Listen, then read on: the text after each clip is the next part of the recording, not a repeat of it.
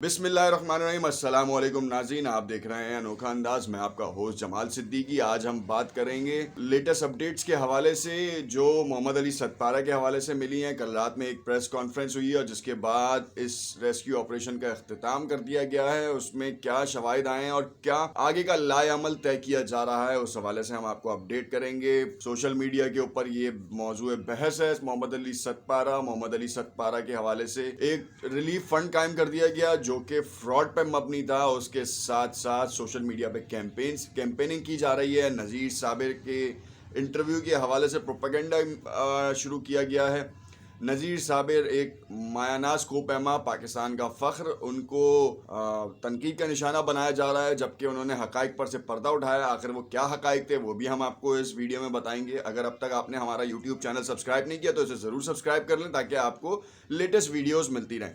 अब हम बताते हैं आपको कि मोहम्मद अली सतपारा के हवाले से जो प्रेस कॉन्फ्रेंस की गई है उसका जो लुब्बे लुबाब है वो क्या है, उसका क्रक्स क्या है। हम आपको बताते हैं कि मोहम्मद अली सतपारा के हवाले से कुछ चंद दिनों पहले देखा कि सैटेलाइट की कुछ तस्वीर शेयर की गई जिसमें कहा गया कि मोहम्मद अली सतपारा की ये वाक़यात हैं और ये वाक़यात यहाँ पे इस जगह पे पड़ी हैं।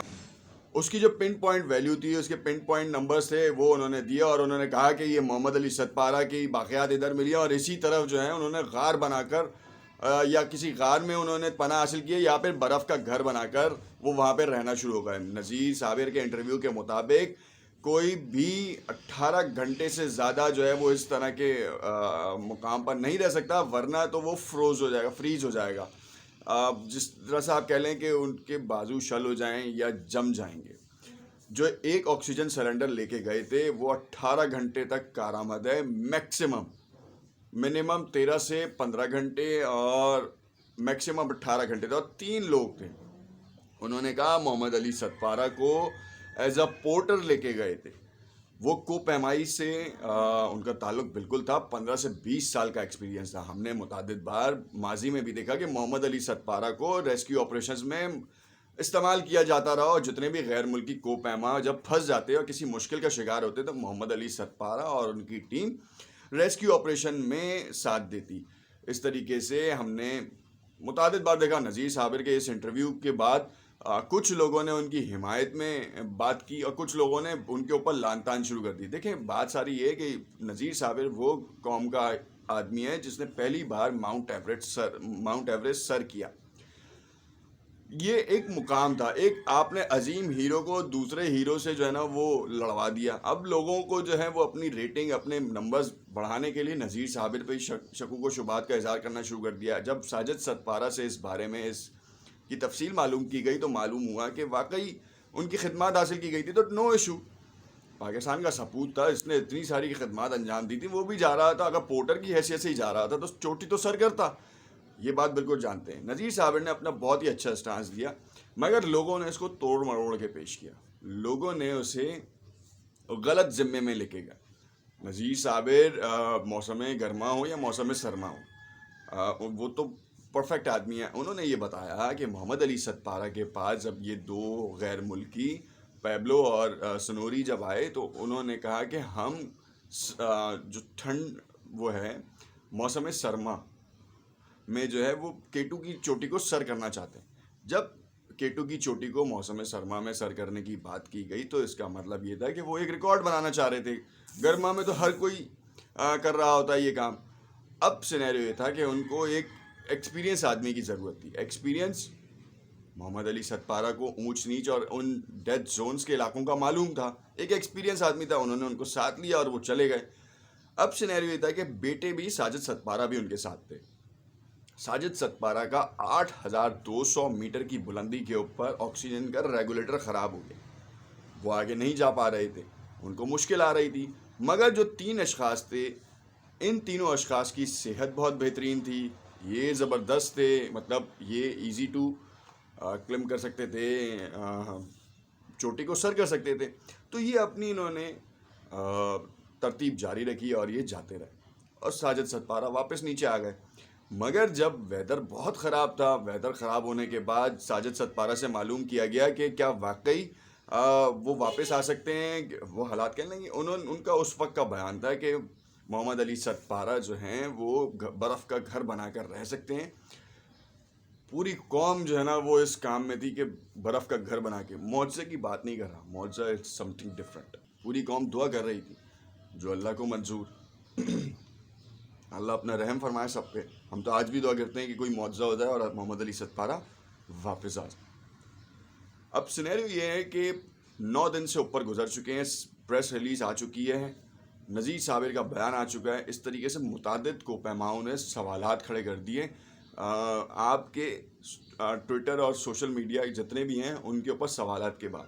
انہوں نے کہا اب تو ہمیں یہ بھی شک ہو رہا ہے کہ محمد علی ستپارہ اور تینوں لوگوں نے چوٹی سر بھی کی تھی یا نہیں کی تھی.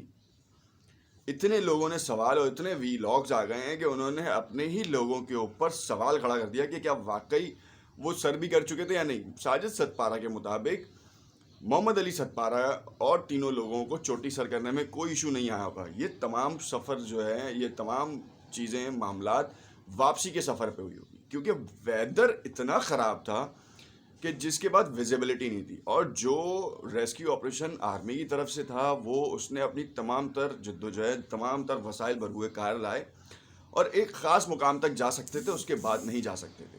پھر بھی انہوں نے C-130 کو جو ہے وہ ریسکیو کے لیے استعمال کیا, اور جو اس سے مناظر لیے تو اس کے بعد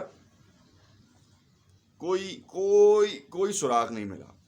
نذیر صابر کے مطابق اس طرح کے واقعات میں جب کوپہما کھو جاتا ہے تو وہ موسم گرما میں شاید ملتا ہے. اگر وہ ایولانچے کا شکار ہو گیا تو وہ کسی برف کے اندر دب گیا ہوگا. اب موسم سرما میں جب برف پگھلے گی تو ہو سکتا ہے کہ ان کے آثار مل سکیں, ٹریسز مل سکیں, اور ان ٹریسز کے اوپر آپ کام کر سکیں.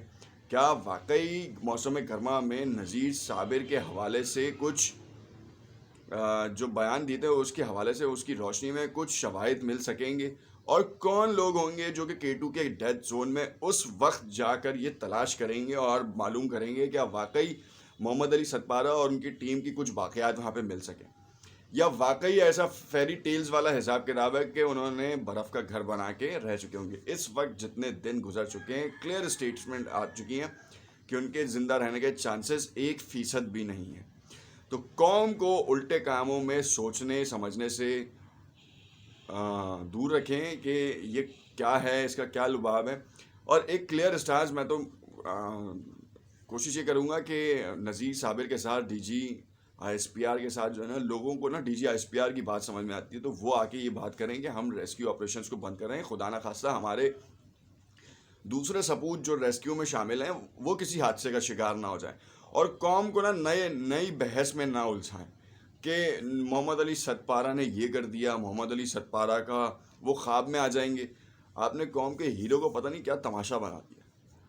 دعا کریں آپ اس کی فیملی کے لیے کریں. اور لوگوں نے چیٹنگ اور فراڈ کے چکر میں ان کا ریلیف فنڈ بھی لگا دیا, جبکہ ان کے بیٹے کا بیان ان کو ٹویٹر پہ ڈالنا پڑا کہ بھائی ہمیں اس چیز کی کوئی ضرورت نہیں ہے, حکومت سپورٹ کر رہی ہے, ہر کوئی سپورٹ کر رہا ہے, اور خدا نہ خواستہ اگر اس طرح کی کوئی امداد کی ضرورت ہوگی تو قوم کے سامنے وہ خود آ کے بات کرے. مگر چیٹروں اور نوسر و باز سے جو ہے نا وہ اللہ ہی بچائے, کیونکہ یہ جس وقت جس طرح بھی چاہتے ہیں وہ اپنا مقصد پورا کرنے کے لیے سارے وسائل بروئے کار لے آتے ہیں اور کسی کی مجبوری کو نہیں دیکھتے. جو کرب میں گزر رہا ہے, جو دکھ کا شکار ہیں, ان کے لیے اور پریشانی کا باعث بنتے ہیں. محمد علی ستپارہ پورٹر ہو یا چوٹی سر کرنے والے کوپہما, ہمیں تو دونوں صورتوں میں ہمارے لیے وہ عظیم ہے اور پاکستان کا سپوت ہے. دعا کرتے ہیں کہ کوئی معجزے کی امید ہو, مگر اب اس بحث کو بند ہو جانا چاہیے. دیکھتے رہیے گا انوکھا انداز, ہو سکتا ہے آپ کو ہمارا تجزیہ سمجھ میں آیا ہو. یہ ایک معاشرے کی بہتری کے لیے تھا, اور خدا را کچھ بھی سوال پوسٹ کرنے سے پہلے دیکھ لیں کہ آپ کے سوال سے معاشرے پہ کیا اثر پڑے گا. شکریہ.